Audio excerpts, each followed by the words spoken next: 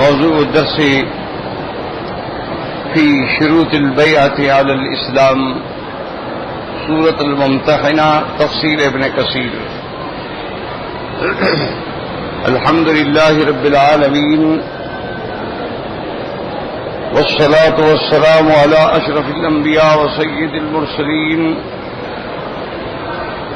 سيدنا محمد وعلى آله وأصحابه أجمعين.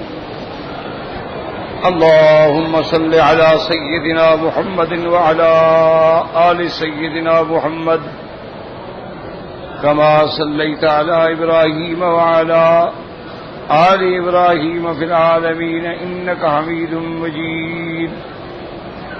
أعوذ بالله من الشيطان الرجيم. بسم الله الرحمن الرحيم. يا أيها النبي إذا جاءك المؤمنات يبايعنك على أن لا يشركن بالله شيئا ولا يسرقن ولا يزنين ولا يقتلن أولادهن ولا يأتين ببهتان يفترينه بين أيديهن وأرجلهن ولا يعصينك في معروف فبايعهن واستغفر لهن الله إن الله غفور رحيم.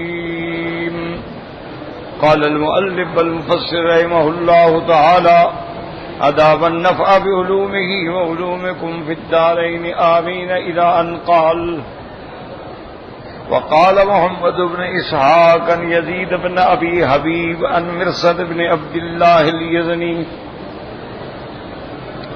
عن أبي عبد الله عبد الرحمن بن أسيدة السنابخي عن عبادة بن الصامت رضي الله تعالى عنه قال كنت في من حضر العقبة الأولى وكنا 12 رجلا فبايعنا رسول الله صلى الله عليه وسلم على بيعة النساء وذلك قبل أن يفرض الحرب على أن لا نشرك بالله شيئا ولا نسرق ولا نزني ولا نقتل أولادنا ولا نأتي ببهتان نفتريه بين أيدينا وأرجلنا ولا نعصيه في معروف وقال فإن وفيتم فلكم الجنة رواه ابن أبي حاتم.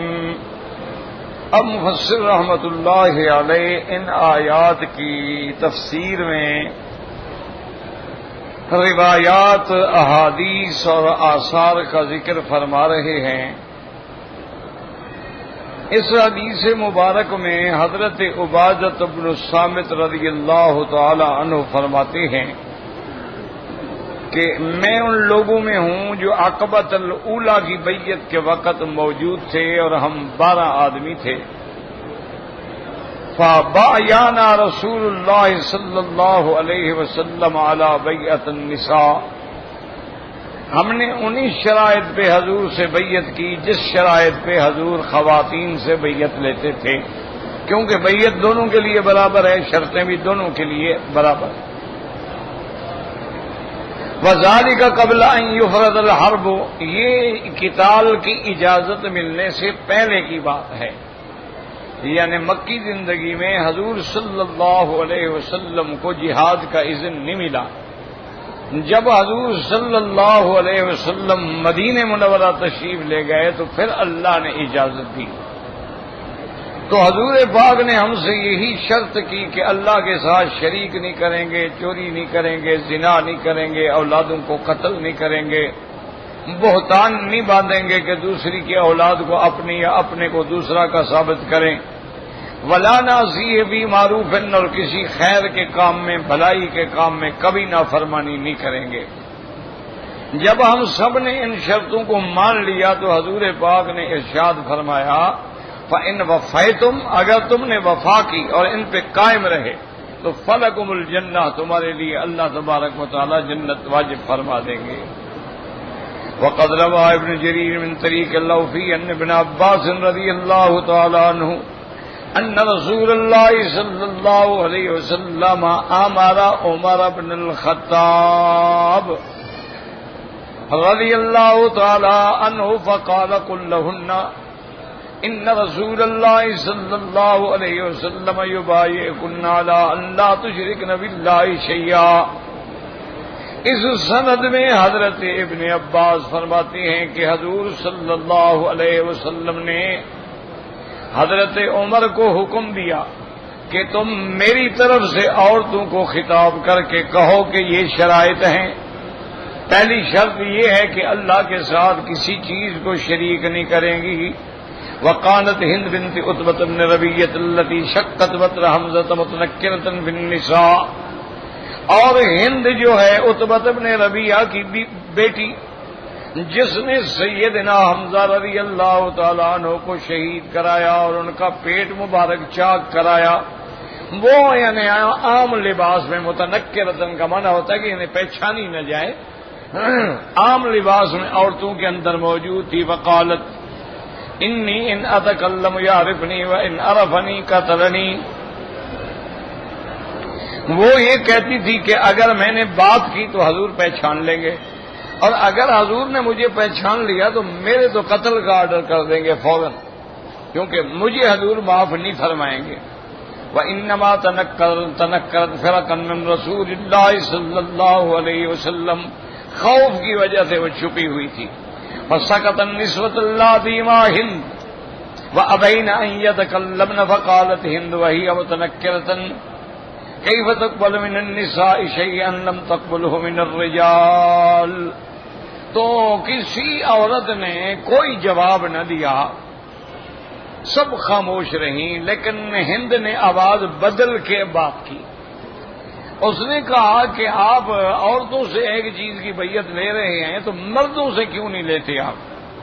فنظر الیہا رسول اللہ صلی اللہ علیہ وسلم وقال لعمر قل لهن ولا يسرقن.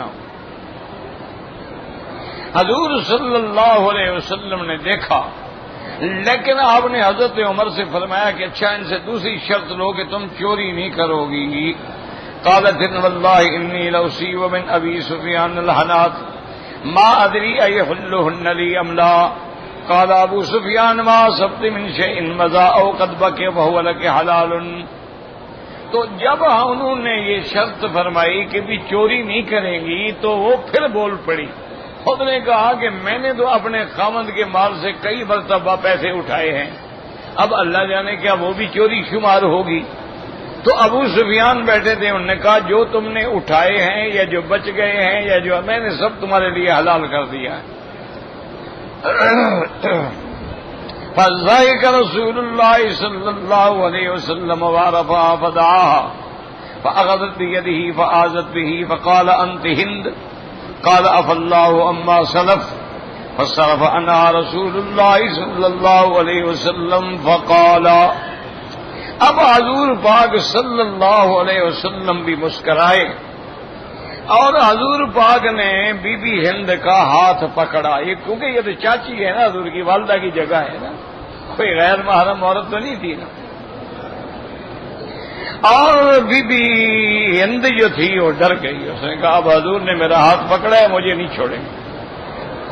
فوراً اس نے کہا کہ عفى اللہ عما سلف، کہ میرے محبوب اللہ بھی معاف کر دیتا ہے جو گزر جائے. تو حضور صلی اللہ علیہ وسلم نے بھی معاف فرما دیا.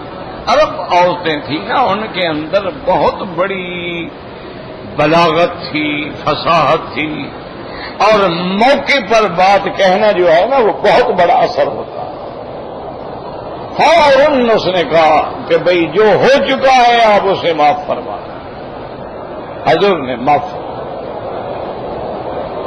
اسی طرح حضرت سیدنا حسن ابن علی رضی اللہ تعالی عنہ مہمانوں کے لیے کھانا لگ رہا تھا، آپ بھی بیٹھے تھے، مہمان بھی بیٹھے تھے. تو آپ کی کنیز جو تھی، خدمت گزار جو تھی، ملک الیمین جو تھی، وہ کھانا لگا رہی تھی. اس کے ہاتھ میں بڑا ڈونگا تھا، وہ سنبھال نہیں سکی تو حضرت پہ گر گیا. کپڑے بھی خراب ہوئے اور بدن پر بھی اثر ہوا، تو حضرت حسن رضی اللہ تعالی عنہ نے بڑے غضب سے دیکھا کہ یہ تمہیں ہوش نہیں ہے، کیا کر رہی ہو؟ دیکھو ایک باندی ہے، یعنی مملوکہ ہے، حرہ بھی نہیں ہے۔ فوراً اس نے کہا کہ اللہ نے قرآن میں فرمایا والکاظمین الغیظ، مومن کی شان یہ ہے کہ مومن اپنے غصے کو پی جاتے ہیں۔ تو حضرت حسن نے فرمایا قزم، تو میں نے بھی بس غصے کو پی لیا، اور نے کہا والعافین عن الناس، اور قرآن کہتا ہے غصے کو پی جاتے ہیں اور لوگوں کی غلطیوں کو معاف کر دیتے ہیں۔ اور میں قد عفوت تو کہ میں نے تمہاری غلطی معاف کر دی۔ اور میں نے کہا حضرت اللہ نے آگے بھی فرمایا ہے کہ واللہ یحب المحسنین، اللہ احسان کرنے والوں کو محبوب رکھتے ہیں۔ اور میں قد اعتقت تو کہ جاؤ میں نے تمہیں آزاد کیا، میں تم پر احسان بھی کر دیا۔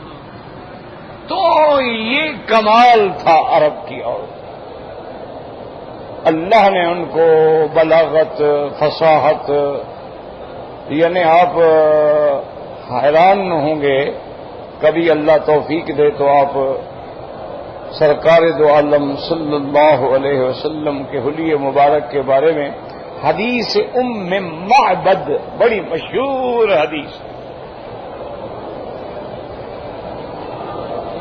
جب میرے محبوب ہجرت فرما کے مدینہ شریف جا رہے تھے نا، تو راستے میں ایک خیمے پہ آپ رکے تھے۔ جنگل میں بدو خیمے لگا کے بیٹھ جاتے ہیں، اور وہ خیمہ جو تھا وہ معبد کا تھا۔ اتفاق کی بات ہے کہ اس کا شوہر بھی وہاں نہیں تھا۔ تو حضرت ابو بکر رضی اللہ تعالی عنہ نے جا کے فرمایا کہ بی بی ہم مسافر ہیں اور بے انتہا تھکے ہوئے ہیں اور لو ہے، گرمی ہے، اگر اجازت دو تو ہم تمہارے خیمے میں کچھ دیر آرام کر لیں۔ اس نے کہا اہلاً وسہلاً، بالکل آئیں بیٹھے۔ پھر حضرت ابی بکر رضی اللہ تعالی عنہ نے پوچھا کہ بی بی تمہارے گھر میں کوئی دودھ، کوئی ایسی چیز ہو کہ لسی بنا کے ہم پی سکیں؟ تو اس نے کہا کہ میرے بھائی، میرا خاوند بکریاں مال لے کے گیا ہے چرانے کے لیے، وہ شام کو لوٹے گا۔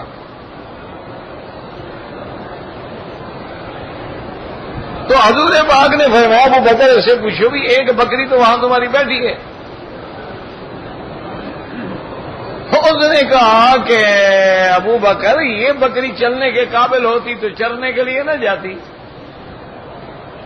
یہ تو مریض ہے بیچاری، بیمار ہے، چل نہیں سکتی، کھڑی نہیں ہو سکتی۔ حضور نے فرمایا ابو بکر بی بی سے پوچھو کہ تمہاری اجازت ہے کہ ہم اس سے دودھ لے لیں؟ انہوں نے کہا حضور میری اجازت ہے، مجھے کیا تکلیف ہے، وہ تو بیمار ہے۔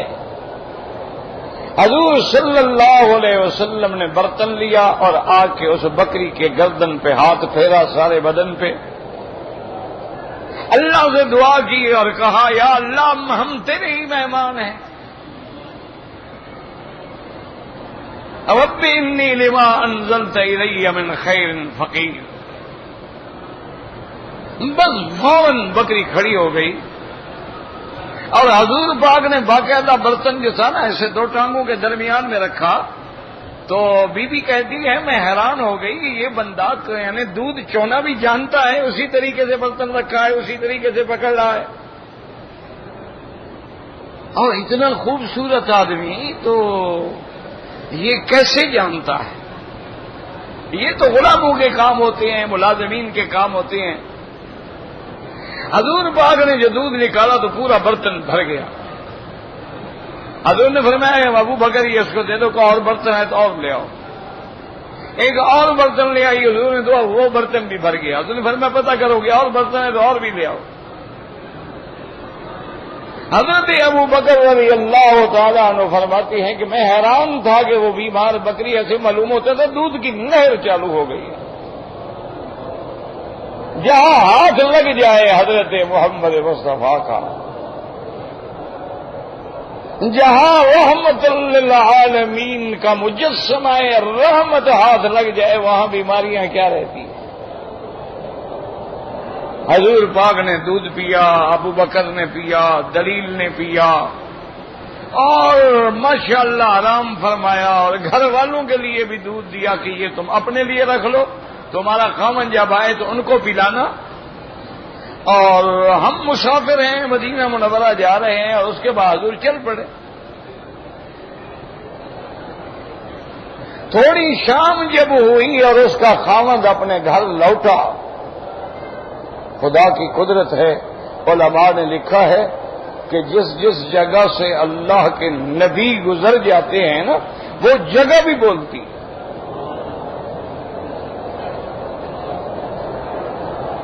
کہ جہاں جہاں سے رحمت دو جہاں گزر جاتے ہیں نا، وہ جگہ یعنی پوچھنا نہیں پڑتا تھا، وہ گلیاں بولتی ہیں، وہ جگہ بولتی ہے۔ اس کا خاوند حیران کہنے لگا آج کوئی ہمارے خیمے میں آیا تھا؟ بی بی نے کہا آئے تھے، سارا واقعہ سنایا کہ ایسے دودھ ملا، یہ برتن بھرا ہوا ہے۔ اس نے کہا مجھے حلیہ بتا۔ اب اس معبد نے جو حضور کا حلیہ بیان کیا ہے، بڑے سے بڑا عالم بھی بیان نہیں کر سکتا،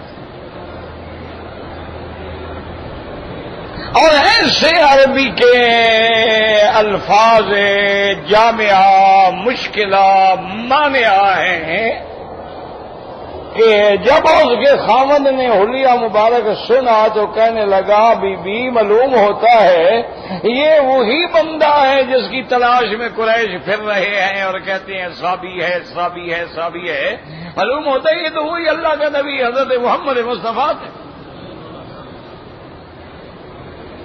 تو یہ بات ہے، یاد رکھیں کہ اللہ نے کوئی حکمت تو ہے نا میرے عزیز میرے بزرگوں کہ اللہ نے نبی سارے اس عرب خطے میں بھیجے ہیں۔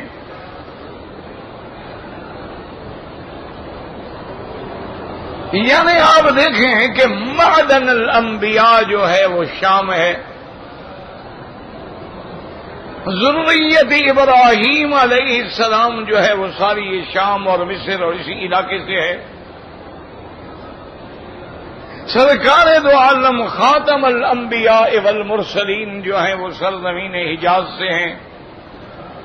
تو ان مقامات کو اللہ نے جیسے انسانوں کو اللہ چن لیتے ہیں، اسی طرح ان مقامات کو بھی اللہ چن لیتے ہیں کہ میں نے نبی کہاں پیدا کرنا ہے۔ یہ اللہ کی حکمتیں ہیں۔ تو یہ سارا تو معلوم یہ ہوتا ہے کہ یہ خطہ عرب جو ہے اس کا کوئی مقام ہے اللہ کے ہاں۔ ایسے تو نہیں ہے نا کہ عرب کی محبت جو ہے وہ ایمان کی دلیل ہے، اسی لیے تو نہیں ہے کہ بھی اللہ نے قرآن جعلناہ قرآنا عربیا، اللہ نے قرآن عربی میں اتارا ہے، اور مرنے کے بعد جب عالم برزخ ہوگا تو لغت عربیہ شروع ہو جائے گی، پھر جنت کی زبان بھی عربی ہے۔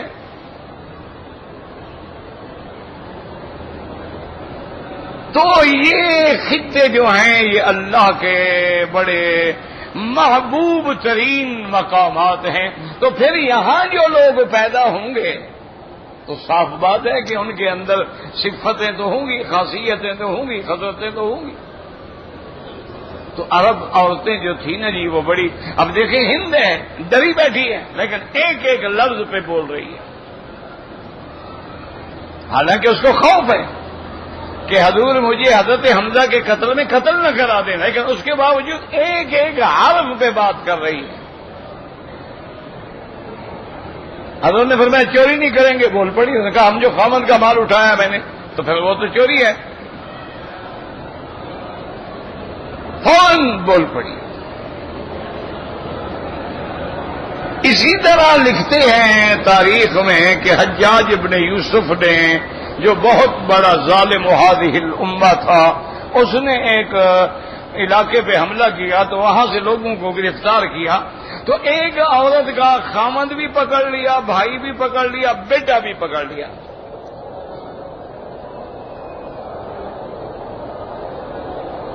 اور پھر حجاج جس کو پکڑ لے، اللہ چھڑائے تو چھڑائے، ورنہ حجاج تو کسی کو نہیں چھوڑتا تھا، اس کو تو معاف کرنا آتا ہی نہیں تھا، اس کی لغت میں تو معافی نہیں تھی نا۔ وہ تو جہاں جاتا تھا وہ کہتا اللہ نے مجھے بھیجا اس لیے ہے کہ تم لوگوں کے سر جو ہے نا ان کی فصل پک چکی ہے، میں کاٹنے کے لیے آیا ہوں۔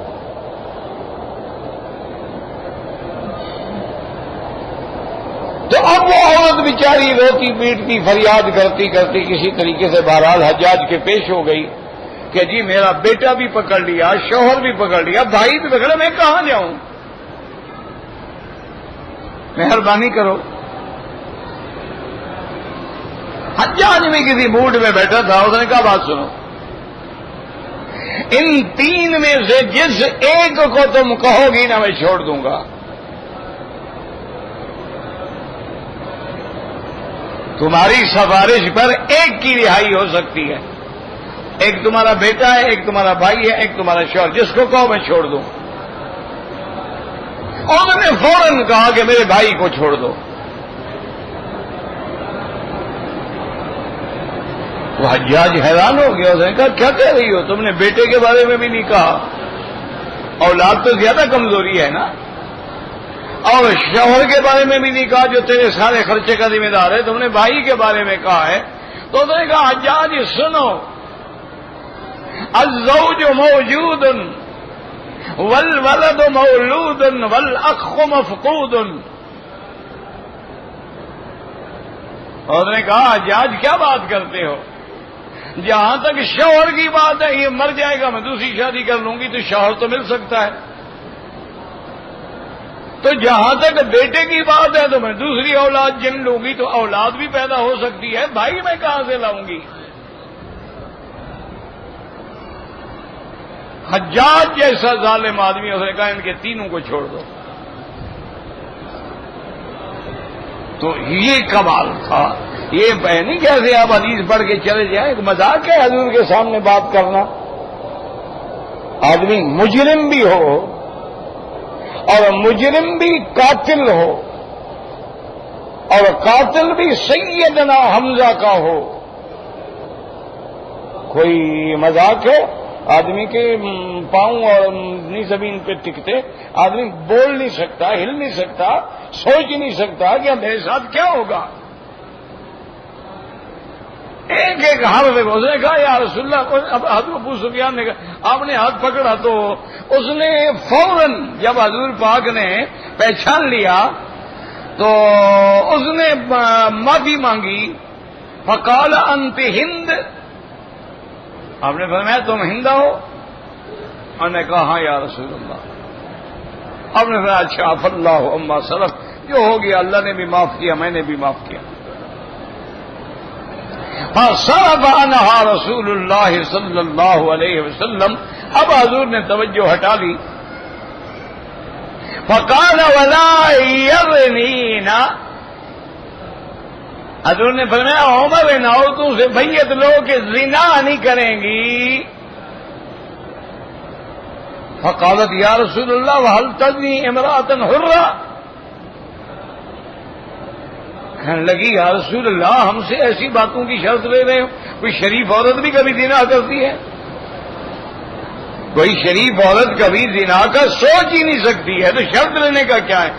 نہیں اللہ کا حکم ہے یہ شرط لی جائے گی۔ اور آپ نے فرمایا واقعی یہ بات ہے کہ واللہ ما تزنی الحرۃ، کوئی حرہ، کوئی آزاد، کوئی شریف عورت کبھی زنا نہیں کرتی۔ اب یعنی میرے محترم بزرگوں، حدیث پڑھنا الگ چیز ہے لیکن سمجھا کرو۔ اب حضور نے بھی قسم کھا کے فرمایا ہے، فقال واللہ ما تزنی الحرۃ، مجھے اللہ کی قسم ہے کہ کوئی حرہ شریف عورت جو ہے وہ زنا نہیں کرتی۔ تو اب مجھے بتائیں یہ جو زنا کر رہی ہیں یہ شریف ہیں؟ حضور کے فرمان کے مطابق یہ کون ہے؟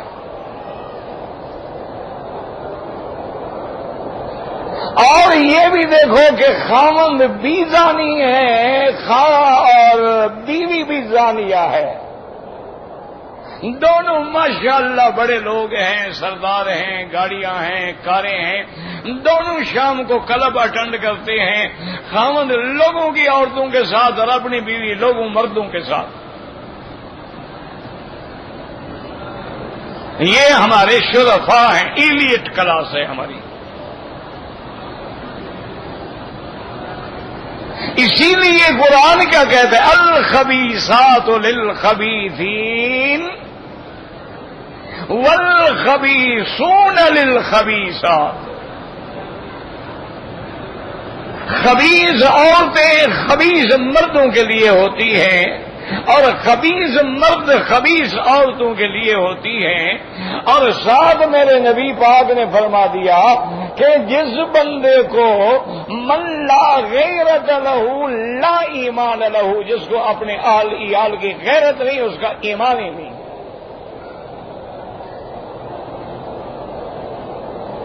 اب جناب آپ مجھے خود بتائیں، روز آپ اخباریں پڑھتے ہیں ماشاءاللہ، بیگمات ہیں، بیوی اس کی ہے کھڑی اس کے ساتھ، یہ پروٹوکول ہے،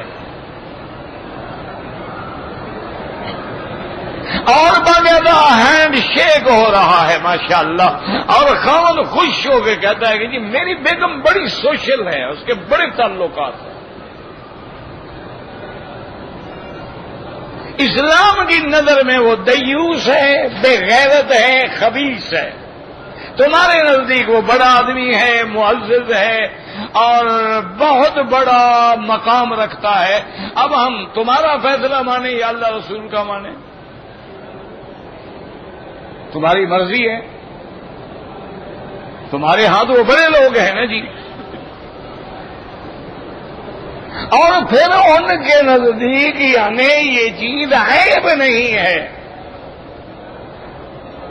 آج کل ویب سائٹ پہ جو گندی چیزیں آ رہی ہیں، کل میں ایک اخبار میں پڑھ رہا تھا، انہوں نے کہا کہ اوسطاً روزانہ ہماری اس ویب سائٹ کو اور اس کو یعنی جو ٹچ کرتے ہیں، جو پڑھتے ہیں، ان کا 50 لاکھ آدمی روزانہ ہماری اس ویب سائٹ کو دیکھتا ہے۔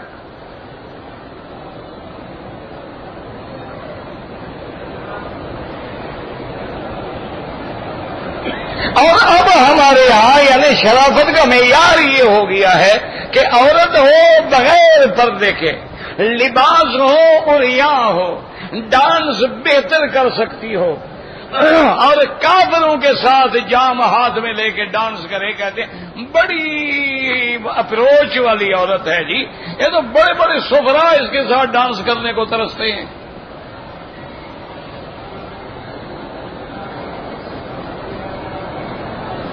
اب جب ایسے لوگ اوپر آ جائیں گے تو میرے پاک نبی نے پہلے فرما دیا 1400 سال کہ اذا کان امراؤکم شرارکم، جب تمہارے حاکم ایسے لوگ بن جائیں، واغنیاؤکم بخلاؤکم، اور تمہارے غنی بخیل بن جائیں، محلے میں لوگ بھوکے مر رہے ہیں اور اس کے گھر میں ڈشیں بن رہی ہیں، اور فرمایا اذا کان امورکم الی نسائکم، اور جب معاملات تمہاری عورتوں کے ہاتھ میں چلے جائیں تو فبطن الارض خیر من ظہرها، حضور نے فرمایا پھر بہتر ہے کہ اللہ موت دے دے۔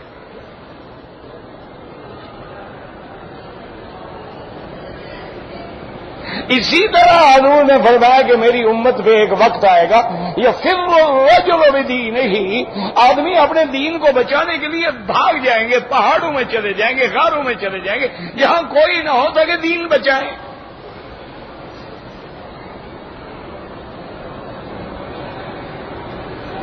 یہاں آپ دیکھیں طواف کر رہے ہیں، آپ عمرے پہ آئے ہیں، ایمان سے کہیں کتنے لوگ ہیں جو اپنے نظروں کو بچاتے ہیں؟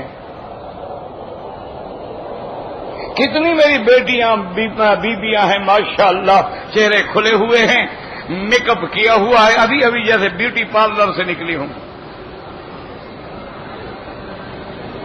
یہ عمرہ کر رہی۔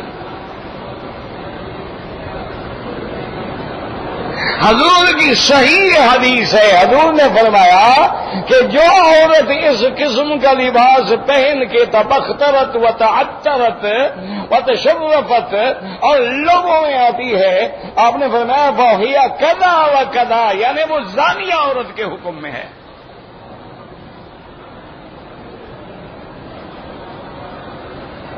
بعض فقہا نے تو لکھا ہے اس کو چاہیے غسل کرے اور توبہ کرے کہ حضور نے اس کو زانیہ کہا ہے۔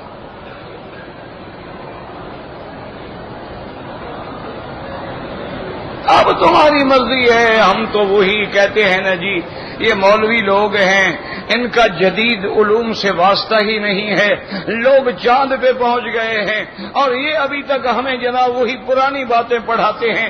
بھائی ہم تو مجبور ہیں بابا، ہمارا تو کعبہ بھی پرانا ہے، دین بھی پرانا ہے، اسلام بھی پرانا ہے، ہم پرانی چیزوں کو نہیں چھوڑ سکتے۔ تم نئے لوگ ہو، کعبہ بھی نیا بناؤ، نبی بھی نیا بناؤ، تمہارے باپ بھی مرزا ہے غلام احمد قادیانی، پھر حضور کا نام تو نہ لو۔ ورنہ کعبے کو تو ہزاروں سال گزر گئے، پھر ہم پرانے کیسے نہ ہوں؟ 1432 سال تو میرے مدنی پاک کی شریعت کو گزر گئے، پھر ہم پرانے کیوں نہ ہوں؟ اور اللہ نے سب سے پہلا پیغمبر حضرت نوح علیہ السلام کو بھیجا ہے جس کو ہزاروں سال بیت گئے۔ ہم تو پرانے ہیں، پرانے راستے پہ چلنے والے ہیں اور اسی پرانے نقش قدم پہ چل کے نجات سمجھتے ہیں۔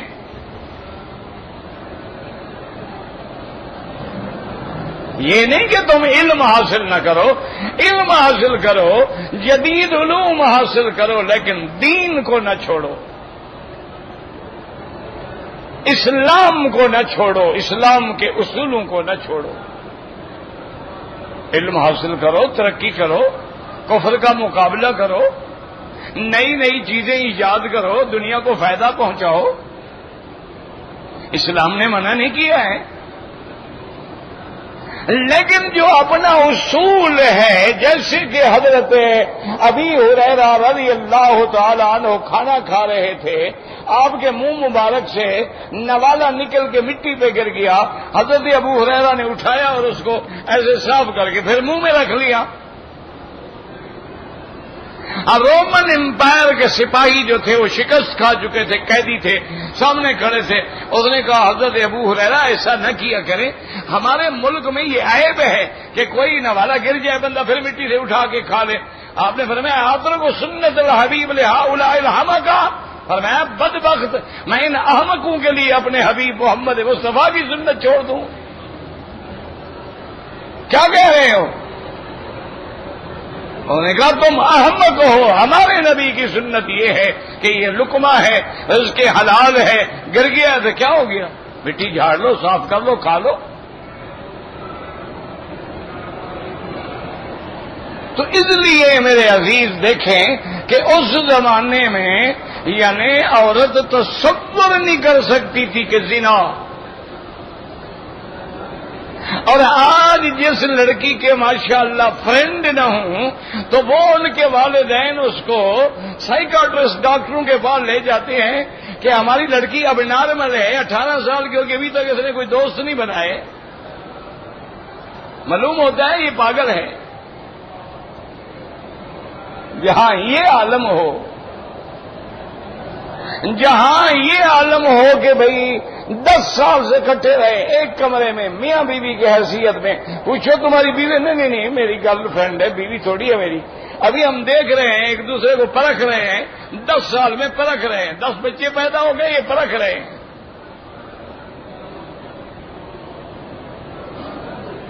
وجہ کیا ہے کہ ان کے ہاں قانون بڑا سخت ہے کہ اگر بیوی بنا لے طلاق دے گا تو آدھی جائیداد دینی پڑے گی، لہذا وہ بغیر نکاح کے رہتے ہیں، نہ نکاح ہوگا نہ کچھ دینا پڑے گا، جب تک گاڑی چلے گی چلے گی، نہیں چلے گی تو نہ صحیح اور صحیح اور نہیں اور صحیح۔ انا للہ و انا الیہ راجعون۔ قال ولا یقتلن اولادہن، حضور نے فرمایا یہ بھی شرط ہے کہ اپنی اولادوں کو قتل نہیں کرو گے، قالت ہند، ہند بول پڑی، چپ نہیں رہ سکی، انت قتلتہم یوم بدر فانت وہم ابصر. انہوں نے کہا حضور آپ ہمیں کہتے ہیں بچوں کو قتل نہ کرو، ہم نے تو بچوں کو جوان کیا، آپ ہی نے تو بدر میں قتل کیا ان کو. وہ سمجھی نہیں نا، وہ اپنا عقل لڑا رہی ہے نا. ایک ہے کہ بچے کو حمل گرا دیا، ایک ہے بچی پیدا ہوئی تو زندہ درگور کر دی، ایک ہے کہ جوان ہو گیا، وہ لڑنے کے لیے آیا ہے تو اگلا لڑے گا، ہاتھ تو نہیں ڈالے گا. وہ مکے سے جب حضور کے خلاف لڑنے آئے تھے تو کیا حضور پھولوں کے ہاتھ لے کے کھڑے ہو جاتے؟ لیکن اس کو موقع ملا، بات کر دی. قال ولا ياتين ببهتان يفترينه بين ايديهن وارجلهن. اور عورت کو چاہیے کہ بہتان بھی نہ باندھے، یعنی اپنے لڑکے کو کسی غیر سے منسوب کرے یا غیر سے زنا کرے، حمل ہو گیا خاوند کا لڑکا ثابت کرے. بین ایدیہن و بین ارجلہن، دو ہاتھوں اور دو پاؤں کے درمیان تو آدمی کا یعنی جو عورت مرد کے ملنے کی کیفیت یہی ہوتی. ولا یعصینک فی معروف، یعنی کسی بھلائی کے کام میں سرکار دو عالم کی نافرمانی نہ کریں. قال منعهن ان ينحنا، حضور نے فرمایا یہ مرنے پر جو نوحہ کرتی ہو اس سے بھی منع فرمایا. وکان اہل الجاہلیت مزقن السیاح الوجوہ یقطعن الشعور ويدعون بالویل والصبور. زمانے جاہلیت میں جب کوئی مر جاتا تھا تو اس کے ماتم کے اندر لوگ کپڑے پھاڑ ڈالتے اور چہروں پہ زخم کر دیتے اور اس کے بعد اپنے بالوں کو کاٹتے اور بالویل والصبور پکارتے، روتے، فریادیں کرتے. یہ ساری چیزیں جو ہیں جاہلیت کی ہیں. یاد رکھیں کسی کی موت پہ غم کرنا جو ہے وہ سنت ہے، آنسو بہانا جو ہے وہ سنت ہے، لیکن سیاہ کپڑے پہننا، سر میں مٹی ڈالنا یا ایسی باتیں کرنا کہ خدا نے میرے بیٹے کو ابھی کیوں لے لیا، ابھی اس کے کوئی جانے کا وقت تھا، یہ تو تقدیر کے خلاف ہے، کافر ہو گیا آدمی. تو یہ چیزیں حرام ہیں. اس لیے حضور نے فرمایا من لبس السودا، جو آدمی کسی کے غم میں ماتم میں سیاہ کپڑے پہنے، من لبس السودا وضرب الحدود، اور چہروں پہ تھپڑ مارے اور اس کے بعد جو ہے سر میں مٹی ڈالے، فرمایا فلیس منا، اس کا میری جماعت سے کوئی تعلق نہیں. وهذا اصل غریب وفي بعضه نكارة والله اعلم. فان ابا سفيان وامراته لما اسلما لم يكن رسول الله صلى الله عليه وسلم يخيفهما بل اظهر الصفا ورد لهما، وكذلك كان الامر من جانبه عليه السلام لهما. اب مفسر فرماتے ہیں کہ ابا سفیان اور اس کی بیوی نے جب اسلام قبول کر لیا تھا تو بس حضور نے ہر چیز معاف کر دی تھی، اس لیے اس اثر میں غرابت ہے. وقال مقابل میں انزلت هذه الآیت یوم الفتح. اب مقابل میں حیان کہتی ہیں یہ آیت اس دن اتری ہے جس دن مکہ فتح ہوا. بایا رسول اللہ صلی اللہ علیہ وسلم علی الصفا، حضور پاک نے مردوں سے بیعت لی صفا پہاڑی پہ. وہ عمر بایا النساء، اور حضرت عمر سے کہا کہ ان شرائط کے مطابق عورتوں سے بیعت لو. یعرفون رسول اللہ صلی اللہ علیہ وسلم فذکر بقیۃ کما تقدم ذکر فلما قال لا تقتلن اولادکن قالت بینهم صغار فقتلتموهم كبارا فضحك عمر بن الخطاب رضی اللہ تعالی عنہ. تو ہند کہنے لگی ہم نے بچوں کو پالا پوسا جوان کیا، جب جوان ہوئے تو تم لوگوں نے انہیں قتل کر ڈالا. حضرت عمر رضی اللہ تعالیٰ عنہ ہنس پڑے. وقال ابن ابي حاتم حدثني ابي قال حدثنا نصر بن علي قال حدثني ام عطية بنت سليمان قال حدثني امي عن جدي عن عائشة رضي الله تعالى عنها قالت جاءت هند بنت عتبة الى رسول الله لتبايعه فنظر الى يدها وقال اذهبي فغيري يدك فذهبت فغيرتها بهناء مما جاءت فقال بايعك على ان لا تشركي بالله شيئا فبايعته وفي يدها سواران من ذهب فقال ما تقول في هذين السوارين قال جمرتان من نار جهنم. اس روایت میں یہ آتا ہے کہ جب ہند آئی تو حضور نے فرمایا جاؤ پہلے اپنے ہاتھوں کو بدلو. کیا مانا؟ عورت کو چاہیے کہ ہاتھوں پہ مہندی لگا کے رکھے. اور اس کے بعد جب دوبارہ آئی تو حضور نے بیعت لے لی. بیعت کرنے کے بعد اس کے ہاتھ کے اندر 2 سونے کے کنگن تھے. اس نے پوچھا کہ یا رسول اللہ ان کے بارے میں کیا حکم ہے؟ آپ نے فرمایا سوارا جمرتان من نار جہنم، کہ یہ جہنم کی آگ کے شعلے بنے گے. کیا مانا؟ اگر زکوٰۃ ادا نہیں کرو گے، اگر زکوٰۃ ادا کرو گے تو پھر کوئی عذاب نہیں ہوگا. واللہ اعلم.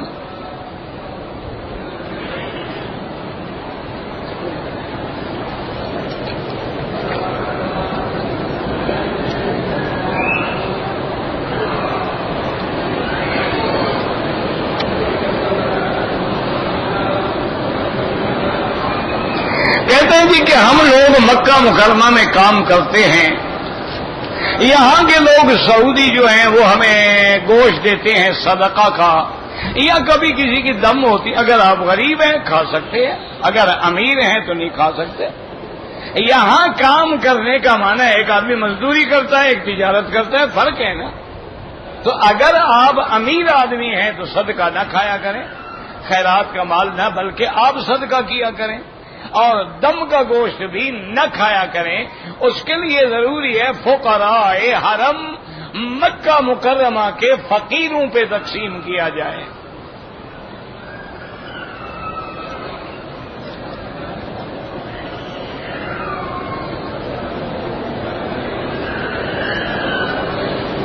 میں مدینہ منورہ سے بغیر احرام کے آیا ہوں.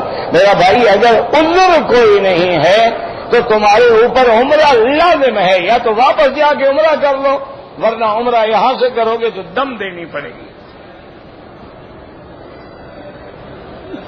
داڑھی منڈانا جو ہے گناہ کبیرہ ہے، اور مفصل کیا بتائیں ہمیں. سگریٹ پینا حرام ہے، بالکل حرام ہے.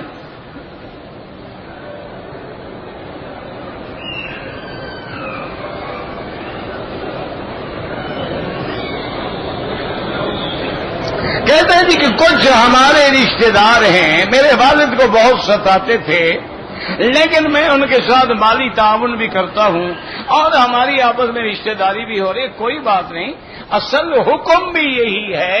حضور نے فرمایا سل من قطعک، تم اس سے رشتہ جوڑو جو تم سے توڑتا ہے. احسن لمن اساء الیک، اس سے بھلائی کرو جو تم سے برائی کرتا ہے.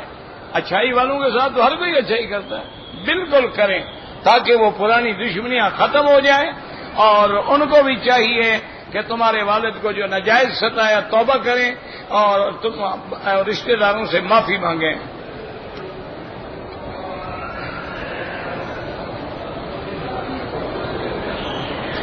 بہرحال میں نے لڑکے کی شادی کی تو حق مہر میں نے 10 تولے سونا دیا تھا.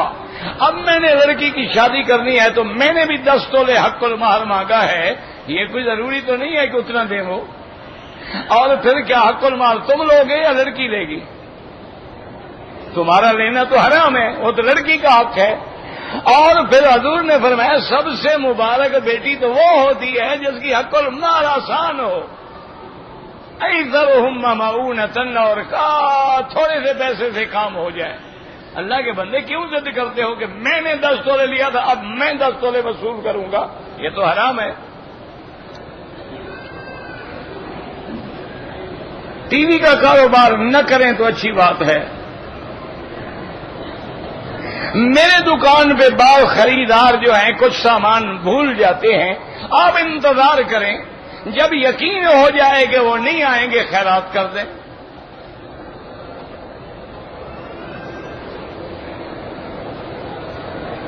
میں نے موبائل ملا ہے، اس کو فون کیا، اس نے کہا میں آؤں گا. انتظار کرو، جب مالک آئے اس کو دو. جب مالک موجود ہے اس نے کہا بھی ہے میں آؤں گا، اگر اس کو آنے میں مشکل ہے اس کو فون پہ بتا دو کہ یہاں کوئی جگہ بتاؤ، کوئی دوست بتاؤ، میں اس کو دے دوں.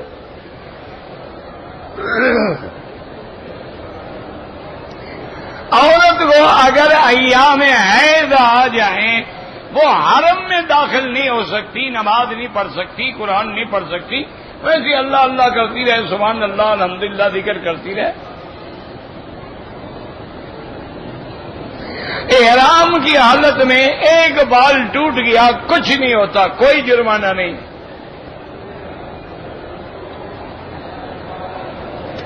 رمضان میں میرا ایک دن پہلے بیٹا پیدا ہوا، 11 دن کے بعد میں نے روزہ رکھنا شروع کیا، ایک دن رکھ کے پھر چھوڑ دیا، ایک ہفتہ پھر رکھا، یہ کیا پتہ نہیں کیا مذاق آپ کر رہی ہیں۔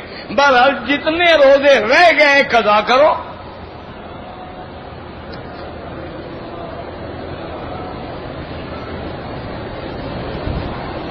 پتہ نہیں کیا لکھا ہے، پڑھا بھی تو جائے نا۔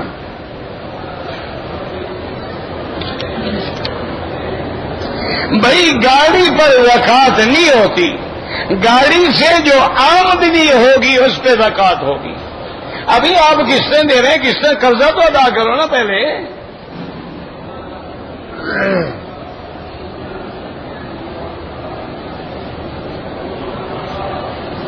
میرے رشتے دار کے پاس 40,000 ریال قرضہ ہے، وہ مجھے تھوڑا تھوڑا کر کے دے رہا ہے، جتنا دے رہا ہے زکوٰۃ دیتے رہو، جو بچ جائے آخر میں اکٹھا دے دینا۔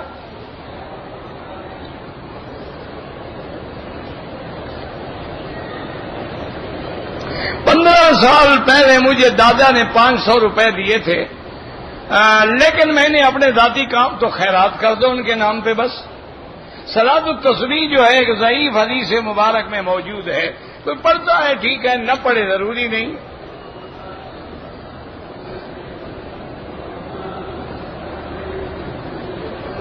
کہتے جی کہ مناجات مقبول میں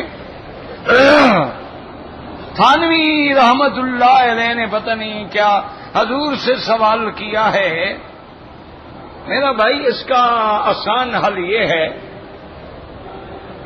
کہ جس اہل حدیث دوست نے آپ پہ اعتراض کیا ہے اس کو نواب صدیق حسن خان جو اہل حدیث کے بہت بڑے عالم تھے، نواب بھی تھے اور بہت بڑے عالم تھے، اور اہل حدیث علماء میں ان کا ایک بہت بڑا مقام تھا، تو ان کا جو شجرا ہے وہ ذرا نکال کے ان کو دے دیں، کہیں کہ جی ان دونوں کو سامنے رکھ کے فیصلہ کریں کہ حضرت تھانوی کے لفظ زیادہ سخت ہیں یا ان کے لفظ زیادہ سخت ہیں، پھر انشاءاللہ جواب اس کو سمجھ آ جائے گا۔ یا شوکانی مدد ہے، جب وہ پڑھے گا نا سمجھ آ جائے گا۔ باز نہ کرو، دونوں کتابیں آگے رکھ دو۔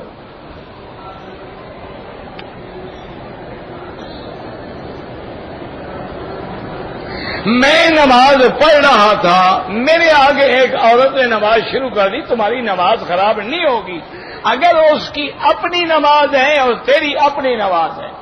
اگر ایک نماز میں عورت آگے ہو تو پھر نماز نہیں ہوتی۔ مثلا میں بھی شاہ پڑھ رہا ہوں، وہ بھی شاہ پڑھ رہی ہے، تو اگر برابر ہو یا آگے ہو پھر نماز نہیں ہوگی۔ جب کھڑے ہوں تو دیکھیں گے ہماری صف میں آگے عورتیں تو نہیں ہیں۔ اگر گزر جائے نماز نہیں ٹوٹتی۔ احتیاط یہ ہے کہ اب جب نماز پڑھو آگے کوئی چیز رکھ لیا کرو۔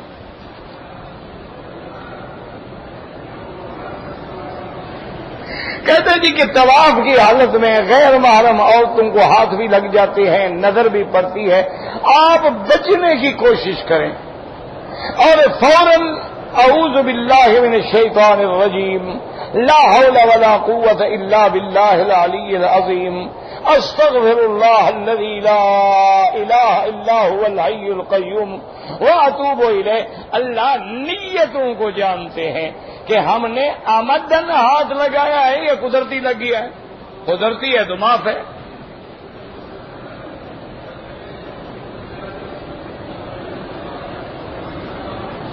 کہتے جی کہ جو لوگ اللہ کو چھوڑ کے یا علی یا رسول مدد مانگتے ہیں، حرف ندا ہے، وہ کافر ہیں۔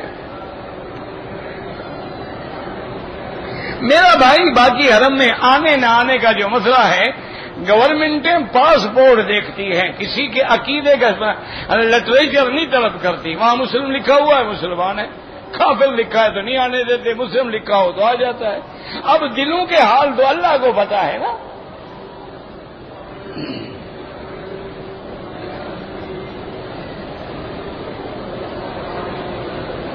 کہتے جی کہ اگر کسی عورت نے گناہ کیا ہے اور زنا سے بچہ پیدا ہوا ہے تو بچے کا تو قصور نہیں ہے نا، تو اس کے والد کا وہی نام، عورت تو جانتی ہے نا کہ اس سے منہ کالا کیا ہے، وہی نام لکھا جائے گا۔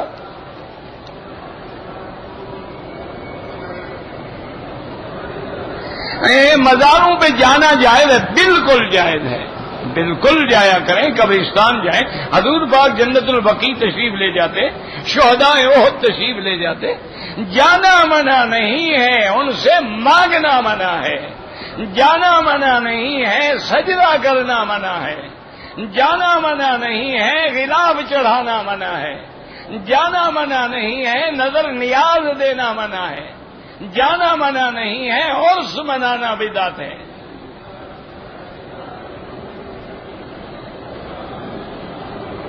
کہتے جی کہ یہاں پردے کے لیے کیوں نہیں کون نہیں کہتا؟ قدم پہ آدمی کھڑے ہیں، ہٹا رہے ہیں، ادھر ہٹ جاؤ ادھر ہٹ جاؤ، عورتوں میں چلی جائیں، مردوں کے آگے نواب کیا کریں؟ ڈنڈے لے کے کھڑے ہو جائیں، پھر کہو گے آنے والوں کو مارتے ہیں۔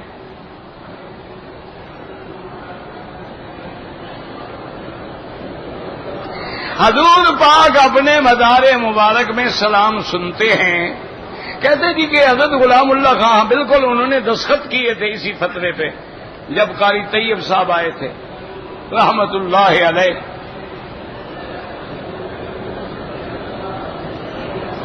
اگر خاوند پہلی بیوی کی اجازت کے بغیر دوسری شادی کر سکتا ہے، پہلی بیوی پاگل ہو گئی ہے جی اجازت دے گی؟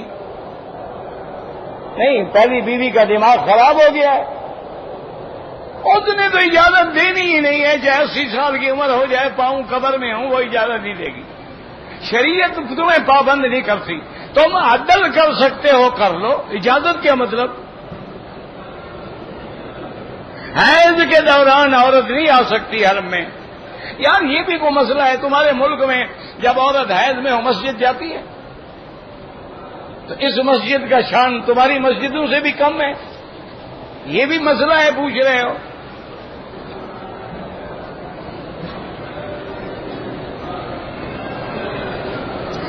ہم 6 بھائی ہیں، ہمارے والد نے 5 بھائیوں کو تو کچھ نہ کچھ دیا ہے، مجھے نہیں دیا، تجھے قیامت میں دیں گے انشاءاللہ۔ تمہارا حق محفوظ ہے، فکر نہ کرو، قیامت میں ان کو دینا ہوگا، اور اپنی اولاد کے حق کی وجہ سے جہنم میں جائیں گے۔ ان کو چاہیے کہ فوراً عدل کریں، نمازی کے آگے نہ گزریں، طواف کے دوران کھانا پینا یہ نہیں کہ ہوٹل کے کھانے لے کے آ جاؤ، اگر افطار کرنا کوئی چیز کھا لی کوئی حرج نہیں۔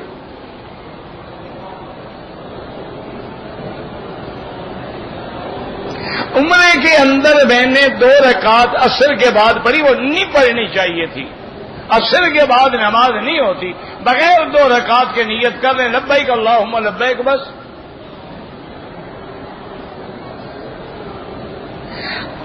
اگر کوئی آدمی عمرہ کرنے کے بعد اپنی بیوی سے سر پہ حلق کرا لے کوئی حرج نہیں، ہمیشہ بیوی سر موڑتی رہتی ہے، اب موڑ لیا تو کیا ہو گیا؟ کیا فرق پڑ جائے گا؟ اللہ کے بندے بیوی ہے تمہاری، کیا ہے؟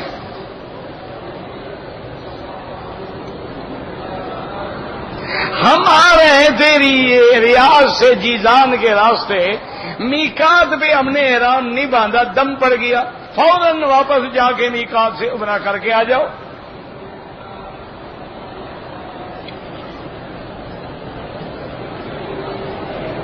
اگر میں نے حنفی مسلک کے مطابق مجھے جماعت عصر کی نہیں ملی تو آپ دیر کر کے بھی پڑھ سکتے ہیں، کیونکہ حنفی مسلک کے مطابق وقت بعد میں ہوتا ہے۔ 15 شعبان کے بارے میں اقوال ہیں علماء کے، بعض ضعیف روایات بھی ہیں، لیکن کوئی صحیح حدیث مبارک نہیں ملی۔ ایک آدمی نے غصے میں آ کے بیوی کو 3 طلاق دی، پکا کام ہو گیا ماشاءاللہ۔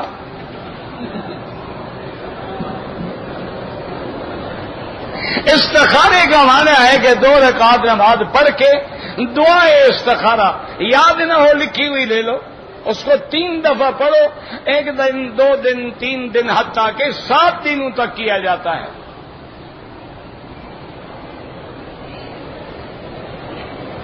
اگر بیٹا بیٹی نافرمان ہو جائے ان کی ہدایت کے لیے دعا کریں، اور آپ کیا کر سکتے ہیں؟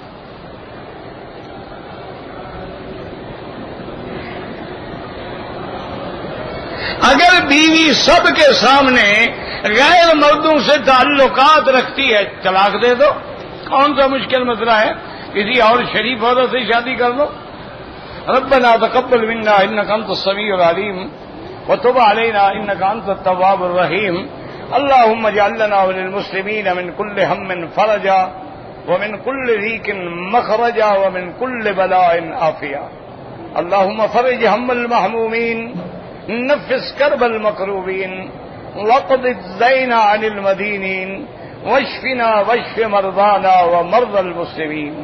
یا اللہ عالم اسلام کی عزت کا فیصلہ فرما، یا اللہ کفر کی ذلت کا فیصلہ فرما، یا اللہ تمام عالم اسلام اور مسلمان ملکوں کی حفاظت فرما۔ ربنا تقبل منا انك انت السميع العليم صلی اللہ تعالی علی خیر خلقہ سیدنا محمد وعلى آلہ وصحبہ اجمعین۔ اللهم صل على سيدنا محمد وعلى آل سيدنا محمد۔